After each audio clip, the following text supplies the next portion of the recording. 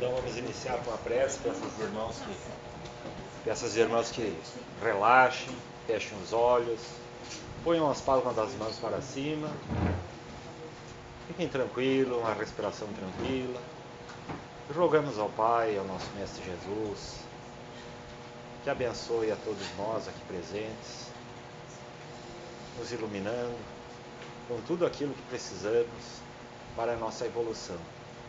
Abençoa a todos que estão nesse momento em sofrimento dentro do nosso planeta. Abençoa a todos os desencarnados pela violência, todos que estão nos hospitais, e dai muita luz aos irmãos que estão sofrendo por provas difíceis, que todos recebam as bênçãos, as luzes, as energias que necessitam. Ilumina a nossa noite e abençoa a todos nós, e que assim seja. Que assim seja. Obrigado. Boa noite, pessoal. Meu nome é Miguel, vou falar um pouquinho alto para que o pessoal também, possa chegar pelo menos a palavra. Vamos falar de espiritismo. Falar de espiritismo, porque exemplificar é um pouco mais que isso. Então, a partir do momento que nós estamos aqui ocupando um espaço nobre, digno a convite dos amigos da Sociedade Universalista da Luz, para falar de espiritismo em nome de Jesus, uma responsabilidade também, em trazer aquilo que o mentor do Chico Xavier dizia para muitos, que a maior caridade que se possa fazer com relação a essa maravilhosa doutrina é a sua divulgação. Porque a avaliação de que nós temos a obrigatoriedade de fazer pessoalmente, ela é responsabilidade individual. Eu, sábado, tive também a alegria de conversar aqui, falei sobre Jesus que disse que seu reino não era deste mundo. Em alguns momentos eu vou pontuar isso novamente, mas não é exatamente esse o foco que eu quero dar, considerando esse momento de instabilidade política, de guerras, para que a gente se acalme, porque Deus está no comando e sabe muito bem que isso acontece nos mundos em transição planetária, e não é a primeira nem a última vez que um planeta como a Terra vai passar por esses momentos sociológicos, frutos do materialismo. Jesus profetizou isso, que haveríamos de ouvir rumores de guerra e que ainda não teria terminado esta parte da nossa evolução neste planeta, para depois entrarmos numa nova era, que seria a era da regeneração.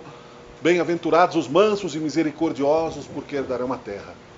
Tem todo um contexto em torno disso, que eu até vou citar em algum momento, porque espontaneamente nós vamos conversando à medida que vai surgindo a questão da dúvida e a questão do diálogo espírita, como palavra, como exposição e como testemunho de transformação, que nós que aqui estamos trabalhando como voluntários, sabemos que o Espiritismo fez em nossas existências, em nossas vidas. Então, o que me veio na cabeça foi falar qual é a proposta da doutrina espírita. É um mundo onde nós vivemos quase que 100% de comércio, desde os tempos de Jesus. Então, qual é a proposta que se usa? Nada contra o comércio. Quero aqui demonizar a necessidade de trabalharmos, porque é preciso que ganhamos o pão com o suor do nosso próprio rosto. Estamos reencarnados, precisamos trabalhar, precisamos sustentar, a nossa carne, as nossas famílias, não podemos nos tornar pesos para a sociedade, se pudermos, Não que isso não possa acontecer em algum momento de dificuldade. Mas se eu vou a um cliente levar um produto, eu tenho uma proposta para ele. Jesus tinha uma proposta quando veio ao planeta Terra, encarnou-se na figura do mestre de Nazaré, como filho de Maria, de José, através da sua formação entre aquele povo que estava no centro de uma discussão, por um lado religiosa fundamentalista, por outro lado política guerreira imperialista, não é? Por um lado eram os hebreus, que tinham lá os doutores da lei, que escondiam do povo a questão da reencarnação, porque sabia isso o Velho Testamento, O próprio Moisés já falava sobre isso, na antiguidade também já se falava sobre a reencarnação, já havia o fenômeno mediúnico que comprovava a existência da continuidade da vida. E ali naquele caldo cultural, os romanos, então, quando Jesus chegou a Jerusalém, com pouco tempo de pregação, depois de andar, né, por toda a Judéia, em 3 anos ele chegou ao centro daquilo que ele queria realmente cutucar com o amor, e não com vaidade, e não com ódio, que era a sua proposta de esperança e de renovação, daquilo que estava escravizando as almas e que viria até nós como palavras proféticas, além dos impérios que caíram e ruíram, né, pela própria espada que fere, porque quem com ferro fere, com ferro será ferido, disse Jesus. A proposta de Jesus era simples e amorosa. Buscai primeiramente o reino de Deus e o resto vos será dado por acréscimo. O reino de Deus está dentro de vós. Cada um é o seu próprio templo. Nós somos únicos no coração de Deus e estamos num processo de evolução e de transformação das nossas próprias consciências indestrutíveis, para que aprendamos então a nos libertarmos do sofrimento através do amor, da caridade e do bom senso, né, de exemplificar aquilo que a palavra entende, mas que o coração às vezes não pratica. Porque somos, infelizmente, não é, espíritos ainda, né, contraditórios nas nossas questões, que são as 2 asas do espírito, que é a razão e o coração. Precisa um pássaro para voar em liberdade, e diz, inclusive, né, a simbologia do Espírito Santo, que é uma pomba voando, não é? As 2 asas, né, abertas e em sincronia, né, com as leis. Caso contrário, a gente ou afunda no orgulho ou afunda nas paixões. E se misturam as 2 coisas, não é? Se misturam os sentimentos, não é, que nos levam às quedas, e que as quedas nos fazem sofrer, e que o sofrimento nos traz, então, muitas vezes desespero. O desespero nos leva a cometer atos, não é, muitas vezes insensatos, e assim por diante. Então a proposta do Espiritismo, ela renova aquilo que os primeiros cristãos sabiam pela palavra de Jesus, que veio para renovar. Ele disse: eu não vim destruir a lei, eu vim fazer com que ela se cumpra. Então ele não trouxe uma novidade. Ele disse que a luz que estava sendo escondida pelos doutores da lei, os hebreus da época, precisava ser expandida para todos, para que todos pudessem escolher os caminhos que queriam trilhar na sua própria autoconstrução. O que falou Jesus é que a cada um será dado segundo as suas obras. Portanto, se eu tenho a necessidade de trabalhar para construir-me, né, e receber segundo as minhas próprias ações, eu sou construtor do meu próprio destino. Mas não sabíamos como.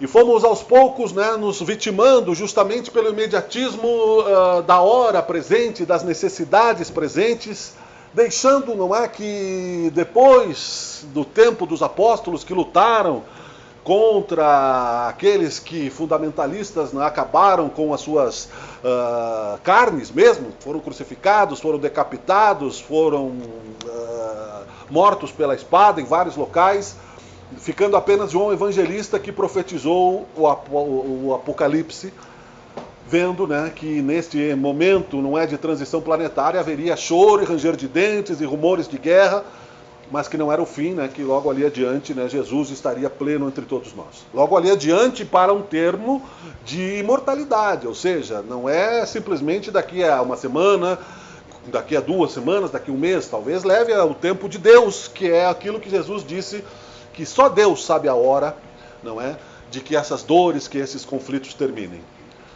Então, para que a gente entenda a proposta de renovação do Espiritismo, através do Espiritismo, que é revigorar-se o cristianismo primitivo, porque não existe Espiritismo sem Jesus, sem cristianismo, sem cristandade, sem que nos tornemos igrejeiros, não é? E fiquemos dependentes de sacerdotes, de pastores, de padres, não é? De cardeais, mas que dependamos apenas da nossa própria consciência e do templo que há em nós. Allan Kardec recebeu então novamente, através da boa vontade de Jesus, a responsabilidade de codificar aquilo que ele falava para os apóstolos e para os seus seguidores, e falava no Sermão da Montanha: a vida eterna, A morte não existe, eu venci o mundo. E venceu a cruz. Foi nos dada a imagem profundamente derrotada de um Jesus crucificado, focado no sofrimento daquilo que os romanos fizeram de mal para ele, e no mistério da fé que não nos consola as consciências se não tivermos, né, algo a mais para alimentar a nossa esperança através da certeza de que não é nada de fantasmagórico a continuidade da vida. A vida continua da mesma maneira organizada como ela está aqui. Porque aqui ela já é um milagre de Deus. A consciência, a existência de sermos e existirmos, mesmo que imperfeitos, no caminho da transição de nós mesmos, na nossa transformação, na nossa mudança de sentimentos, de ações, à medida que vamos testando, não é a vida, a lei de causa e efeito, já é um fato para a ciência mesmo, não é? Entre aspas, algo que possa ser milagroso. Não é milagre, a vida vem de Deus. Deus que se explica no Livro dos Espíritos, na primeira questão, onde Allan Kardec, com a intuição dada, né, pergunta: quem é Deus? E os espíritos que ali estavam para ajudá-lo, espíritos são pessoas que estudam, que estão no plano espiritual, numa outra dimensão, como se estivéssemos numa ligação telefônica mesmo, né, de um lugar para outro e pudéssemos conversar, ou até presencialmente, mas teríamos que enxergar a evidência para ver a presença do Espírito, dizendo que Deus é a inteligência suprema, é o Criador das nossas consciências, é o Criador do universo, só existe um Deus. Discussão que foi feita, assim, antes, né, no Velho Testamento, pelos egípcios, né, pelos politeístas. Depois Akenaton colocou impositivamente apenas um Deus, fechou as igrejas. Mas Deus, da época egípcia, né, que é um só, permitiu então que tudo isso aconteça. Por quê?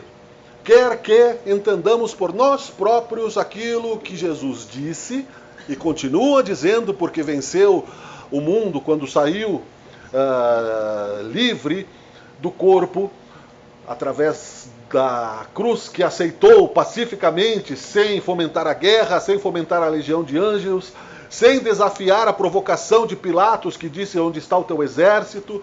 Dizendo a Pilatos que o reino de Deus, de Jesus, não era deste mundo, que Pilatos vinha com o poder de César e Jesus vinha com a autoridade de Deus, que passariam aqueles impérios como outros tantos passaram, mas que as palavras de Deus, que é estável, e Jesus, que as representava com perfeição, dizendo-se o caminho, a verdade e a vida não passariam, nos dá um norte de existência, não para sermos santos, ou santificados, ou transformados, como simbolicamente aparece, não é, no Evangelho, a conversão de São Paulo, né, de Madalena e de outros tantos, mas com as dificuldades naturais da natureza que nós temos, que não dá saltos.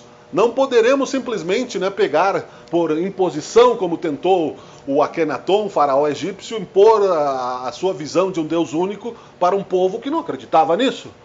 Um outro exemplo disso, que a religião não pode ser imposta, é a subida de Moisés ao Monte Sinai, quando foi lá mediunicamente conversar com os mentores e recebeu os 10 mandamentos, porque já havia ali um pouco de civilidade e de espiritualidade no amadurecimento das culturas terrenas, tanto das civilizações primitivas, que eram originárias da Terra, quanto os espíritos de outros orbes planetários encarnados na Terra para evoluírem juntos e trazerem então um conceito de sociedade. E disse Jesus, então, não é amar a Deus sobre todas as coisas e o próximo como a si mesmo. Mas na volta, né, como não havia a presença do líder Moisés, que era também, né, um pouco vigoroso na sua fé, de certa forma impunha, foi sim, né, feito o bezerro de ouro, como todo mundo sabe, né? Todo mundo pegou os anéis lá, não tinha ninguém para idolatrar, vamos idolatrar o bezerro de ouro, né, criando ali então uma idolatria aonde, né, se colocava ali uma fé cega, sem a compreensão de que nós estamos andando em direção específica, determinada por Deus, que nos dá orientação, sim, nos dá consciência, nos dá intuição, nos dá mentoria, nos dá conselho, nos dá um espírito amigo, irmão, familiar, que tenha mais condições do que nós de nos levar à evolução quando estamos reencarnados, a lugares melhores de onde quando saímos, e que isso faz parte de um sistema muito positivo e esperançoso, não é? É isso que nós deixamos para trás. Por que deixamos para trás essa noção de que o universo é organizado por Deus, que é a inteligência suprema? Por várias questões psicológicas, né? Primeiro porque achamos que estudar a questão de Deus está muito distante da nossa capacidade. Mas o Evangelho nos traz com conselhos claros, o Evangelho segundo o Espiritismo, ou a religião vista, né, com humildade, que sim, depende apenas do nosso bom senso, do nosso coração entendemos o Deus. Ele não exige de nós, assim como um pai não exige de um filho nas classes primárias a resolução de problemas complexos de matemática, de física, de ciência, mas entende que são as primeiras séries. Nós que fomos criados puros, simples, ignorantes do universo, mas para ser a imagem e semelhança de Deus, não temos como captar toda a vontade do nosso Pai Criador, a não ser por intuição. A ciência quer respostas imediatas. A fé cega, então, ela torna o espírito dependente. O sacerdote que se diz amigo íntimo, né, dos espíritos, dos mentores, como se diz hoje em dia nas internets da vida, não é? O meu mentor, o meu anjo da guarda me falou. Então todo mundo tem um segredo revelado como se fosse, né, privilegiado. E isso é uma falácia, um falso cristianismo, um falso profetismo, porque Deus está em todo lugar, em toda criatura. Mas Jesus também advertiu que nós deveríamos ter cuidado com isso, para que não aconteça o que aconteceu no passado, porque os apóstolos fizeram a sua parte, porém, João Evangelista viveu somente 90 e tantos anos. Depois dali, os que conseguiram, o próprio Lucas, que não viveu no tempo de Jesus, o próprio São Paulo, que foi depois, conseguiram lançar aquela semente por cerca de 400 anos, aonde se sabia que existia o plano espiritual, que nós não estamos perdidos no túmulo, que a fé cega é uma fé que nos torna dependentes do pensamento do outro, que nós precisamos amar ao semelhante como ele nos ama, que nós precisamos ser humildes, e que havia muitas moradas já descritas por Jesus na casa de Deus, aonde nós vamos encontrar um endereço, uma cadeira para sentar, não é um copo de água para tomar. Como diz o Dr. Paulo Fructuoso, as religiões não explicavam, eu vou desencarnar, vou morrer fisicamente, o meu espírito já viveu. Como ele vai ser? Se eu desencarnar criança, eu vou continuar criança? Se eu desencarno velho, eu continuo velho? Se eu desencarno doente, eu continuo doente? O que é a vida além do túmulo? Isso tudo já está sendo divulgado já há quase 200 anos. Não é uma novidade, mas é uma responsabilidade dos voluntários do Espiritismo fazer esta divulgação como caridade e tentar viver isso ao máximo, né, dos desafios reencarnatórios que nós tenhamos. Como isso começou a dar esperanças para aquele povo dominado pelos romanos, e os romanos muito espertos, que eram políticos experimentados, percebendo que não podiam vencer aquela fé que fazia com que eles perdessem mercado, acabou, né, o imperador Constantino a transformar aquilo num poder, que se transformou, né, na Igreja Católica Apostólica Romana, com todos os defeitos, todas as virtudes, mas, porém, admitiu todas as pompas do Império Romano, inclusive a hierarquia, com imperadores, com a santidade papal, não é, com o perdão das ofensas comprado, com a Inquisição, com as cruzadas, com o mercantilismo, e que nos trouxe a esse materialismo, né, que nós vivemos hoje, aonde compreender que nosso reino não é deste mundo, como disse Jesus, é bem difícil. Estamos muito apegados à carne e a tesouros passageiros, e Jesus disse, onde estiver o teu tesouro está o teu coração. É necessário que isso se torne novamente uma reflexão, e não é uma crítica, é simplesmente a história.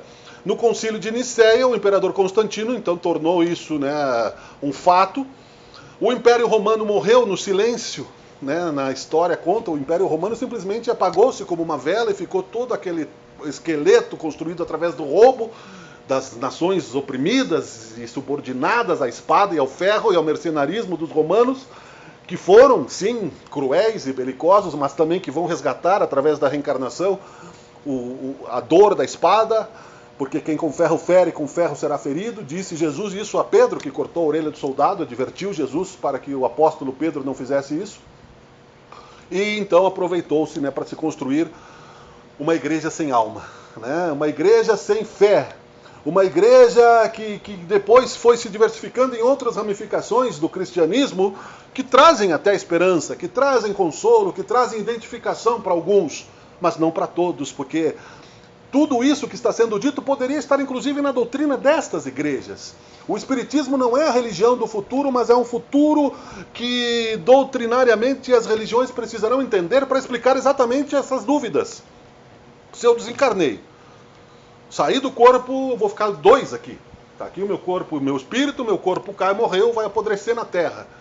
Eu vou ficar sentado no túmulo? Posso ficar, se eu não me preparei para esse momento. Vai ir lá o meu anjo da guarda, vai pedir licença para o organizador lá daquelas energias do cemitério, vai pedir licença para me convidar a ir a um hospital espiritual, seja aqui do Soul, seja do nosso lar, seja de outra cidade, para que eu possa descansar, para que eu possa recuperar as energias e perceber a alegria de eu ser eterno. E, portanto, eterno que sou, eu tenho esperanças de felicidade mais seguras que não a falta de ética, de roubar, de matar, de prejudicar o meu próximo, que vai voltar a mim mais cedo ou mais tarde. É essa falta de ética que nos leva à falência do mundo moderno, porque não sabem o que fazem, disse Jesus. Porque a cada um segundo as suas obras, a semeadura é livre, a colheita é obrigatória, nos dá então a responsabilidade individual. Eu não posso chegar no mundo espiritual, aqui nós estamos no mesmo momento, no tempo e no espaço, e ninguém poderá dizer que não escutou, pelo menos. Pode não ter entendido tudo claramente, mas eu não posso chegar lá e dizer, não, eu não sabia que eu ia chegar a esse momento. Eu não sabia que se eu fizesse o mal para o meu semelhante, isso ia voltar para mim, né? Então eu preciso ser perdoado, né? E aí eu não posso mais comprar a indulgência, como se tinha, inclusive, até uma tabela de perdão. Era uma coisa, né, engraçada se não fosse trágica, mas existiu isso. E isso nos fez, então, acomodados na espiritualidade. Sem entender, como disse um amigo muito inteligente outro dia, que convivo todos os dias, quase, né, mas uma boa parte do tempo, que poderia me explicar muitas coisas. É um engenheiro, a ciência, a medicina, e nós... mas a origem não. Eu posso explicar como eu vou ligar aqui o meu celular? Sim, eu vou apertar o botão, ele vai ligar, vou apertar assim, ligou. Mas a origem, o cálculo, como fez, como ele foi feito. Ah, foi feito por uma pessoa e tal. Então, nesta mesma questão citada antes, referenciada, né, de que Deus é a inteligência suprema do universo e como isso se explicaria às nossas consciências, os Espíritos dizem, e sugerimos que as pessoas busquem o livro dos Espíritos, que não custa muito mais que R$10, em qualquer lugar aí tem, o Evangelho segundo o Espiritismo também, que tudo aquilo que não é obra nossa, é obra de Deus. Qual é o cientista que consegue fazer funcionar uma formiga, fazer com que ela se reproduza, fazer com que ela faça um formigueiro? Qual é o cientista que, por mais que desdobre a cadeia genética do nosso DNA, né? Eu herdei do meu pai, da minha mãe, as nossas células, consegue criar outro ser humano e dar vida, né? Ele pode clonar o ser humano, é diferente, pode copiar aquilo, como Gêmeos, como, né, como a ovelha Dolly, como aquela novela que teve lá, não é? Que fizeram, né, o clone mesmo, né? Que era uma questão ética bastante discutida na época, mas a alma não. Gêmeos univitelinos são clonados. O materialista acha que aí não há alma, que não há diferença, que não há consciência. Nós somos individuais. Isso nos dá paz. Porque os ciúmes, fruto do orgulho, é o que nos faz sofrer. Porque nós achamos que Deus tem mais para o outro do que para nós. Porque o meu inimigo prospera e eu não. Porque a justiça de Deus não cabe na minha consciência porque não me foi ensinada corretamente. Eu não entendi o que significa a lei de causa e efeito. Eu não entendi que se as causas das minhas aflições não estão no presente do meu CPF, do meu nascimento, da minha certidão de nascimento, elas estão gravadas na minha ficha espiritual que vem antes do nascimento deste corpo. O nosso desculpe. O nosso cérebro é como se fosse um biombo, uma cortina para diminuir um pouco aquela intensidade de luz do nosso passado, para que nós possamos suportar tanto causas perdidas, quanto vaidades, quanto erros cometidos e encontrarmos o perdão. O esquecimento das vidas passadas não é um mistério da fé, é para nos dar capacidade de crescimento espiritual, de que nós não nos ofendamos demais com os inimigos aparentes, com os problemas de família, que nós entendamos que ninguém é vítima de nada a não ser do seu próprio passado espiritual, somos herdeiros de nossas ações. Lá naquele simbolismo de paraíso perdido, quando fizemos escolhas erradas, não é porque não soubéssemos, sabíamos, escolhemos o caminho e, portanto, somos responsáveis por o caminho que trilhamos. Mas, maliciosamente ainda, se criou, nesta mesma igreja do Constantino, de imperadores papais corruptos, o inferno eterno e a figura do diabo, para amedrontar as pessoas, não é? Já que a espada já não servia mais, o medo era do inferno eterno. Você veja bem o contrassenso disso, né? E eu não estou nem criticando, porque nem sei se nós não vivemos lá naquela época, né? E estamos aqui só sem batina, né? Cantando aqui, né, coisas que a gente pode ter feito muito pior. Queimando livros, atrasando consciências, denunciando pessoas para ficar com as suas propriedades, bajulando a Inquisição, não é? Que torturava e matava pessoas sem respeitar a liberdade do outro. A gente não está vendo isso hoje com o fundamentalismo das pessoas, com o bullying, não é? Com outras tantas questões que nos levam a nos responsabilizar pelo nosso próprio destino, que aparentemente é um acaso absoluto, não é? Eu não tenho culpa se a guerra está acontecendo no Oriente Médio e a minha gasolina aumentou aqui 30%. Mas eu vivo na terra que eu escolhi viver como espírito na soma de todas as ações das vidas passadas, vivendo no mundo de provas e expiações na hierarquia de Deus, que é uma escola, que não é um castigo, mas prisioneiro deste corpo, sim. Agrilhonado neste corpo, como diz no Evangelho, e como disse antes, né, na questão 1, tirando tudo aquilo que eu, como homem, não consigo transformar na ciência, na tecnologia, na indústria, obra de Deus. A natureza, o sol, o universo, o cosmos cada vez mais devassado e aos poucos expandindo no nosso consciente, percebendo a grandeza e a humildade de Deus que não nos sufoca, que é discreto a nos chamar para o crescimento por amor e nos dá tempo para que a gente vá e não peques mais, para que algo pior não nos aconteça, porque a letra mata, o espírito é que torna vivo. E aí eu vou, eu erro e eu volto. Eu vou, eu erro e eu volto. Tudo bem. Um dia será o último, como disse Lucilena Galvão, filósofa que não é nem espírita da Nova Acrópole, né? Um dia será o último erro. Seja nessa encarnação, seja noutra, eu preciso recomeçar. É essa a esperança que não me dá a imortalidade da alma. Não são só crianças que estão tirando a vida do corpo porque não têm esperança, porque são espíritos que vivem num mundo onde a esperança se torna rarefeita. Pessoas idosas, solitárias, que não têm mais opções porque a família o abandona, não apenas economicamente. Desculpe, também sou um idoso quase já. Mas emocionalmente, um dos problemas da nossa cidade é isso. Um amigo, né, eu vou terminar já, responsável pela questão social em Caxias, na área pública, me confessou, falou numa entrevista publicamente, que uma das questões que a gente não vê, as pessoas vão lá com o carro, uma malinha, deixam lá o pai ou a mãe e nunca mais voltam, só paga lá e pronto. E é melhor morrer muitas vezes, pensa o idoso. Mas não, aguente até o fim, porque a gente vai precisar passar até o último centavo desses momentos reflexivos, e a ingratidão dos filhos também está explicada no Evangelho, os laços de família. Eu não sou vítima, nem jovem, nem velho, eu sou construtor do meu próprio destino, e, portanto, a esperança que eu posso trazer como proposta da doutrina espírita é aquilo que Jesus nos disse: amar a Deus sobre todas as coisas, o próximo como a si mesmo. A alma é imortal, nós não morremos e não vamos nos tornar santos por decreto, né? Não existe a infalibilidade papal, era um decreto absurdo. Inclusive existem relatos do tempo do Chico Xavier a um dos papas que viveu nos umbrais depois de desencarnado e foi resgatado pela sua mãe, não é? Porque ele tinha tantas, né, dificuldades energéticas aquilo que as multidões de testemunhas, como disse São Paulo, nos veem e nos cercam, é a nossa consciência. Para a consciência eu não posso mentir. Mas não precisa me desesperar, não precisa nós querer sairmos daqui e agora agimos como se fôssemos São Francisco de Assis, porque não funciona. A natureza não dá saltos.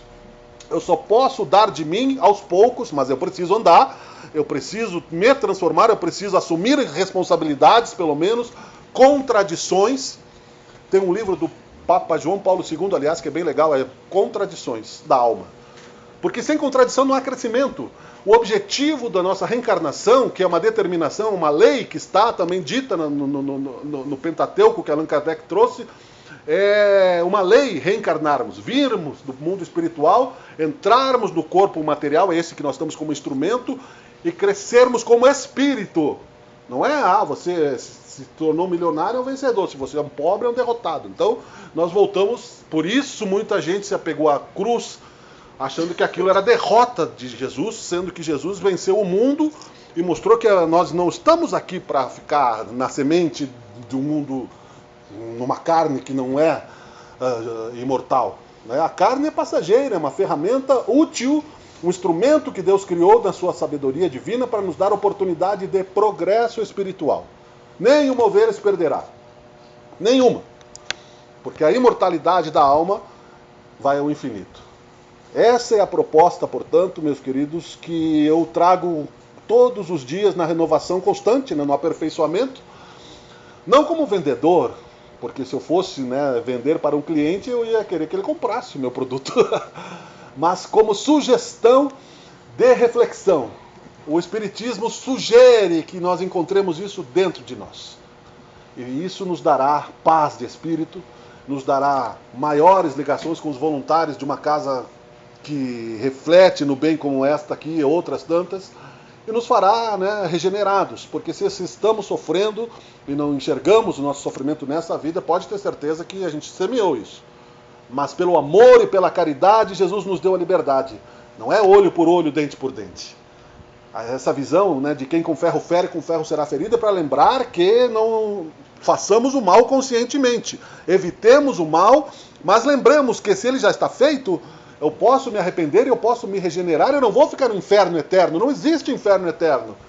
É uma armadilha para dominar a consciência. Não existe diabo competindo com Deus. É outra armadilha, não é? Porque se eu sou amigo do diabo, porque eu sou amigo de Deus e eu consigo controlá-lo da minha catacumba, eu posso dominar o povo e posso pegar o tesouro para mim. Pai, perdoai-os porque não sabem o que fazem. Né? Isso aconteceu, infelizmente. Mas tenham certeza que essas consciências regeneradas, como o próprio Judas, não fariam isso novamente ao perceberem a grandeza e o amor que Jesus nos deu ao se entregar sem violência na cruz. É o caminho do amor, que cobre a multidão de pecados. Agradecendo a atenção, pedindo perdão aqui pelo pigarro novamente, eu peço que nós pensemos nisso juntos e que nos ajudemos, seja neste plano, no futuro, onde quer que estejamos, por amor que temos a vida, a nós mesmos, ao nosso Deus Criador e aqueles que ainda estão neste processo de amadurecimento porque são filhos de Deus como nós. Te pedimos, Senhor, misericórdia para todos aqueles que não nos compreendem, para os nossos inimigos que ainda os tenhamos, mesmo que incondicionalmente, inconscientemente, e que continuem os planos espirituais abençoando os nossos caminhos, assim como abençoa este lugar de luz e de fé e de amor. Que seja feita a tua vontade e que assim seja. Muito obrigado.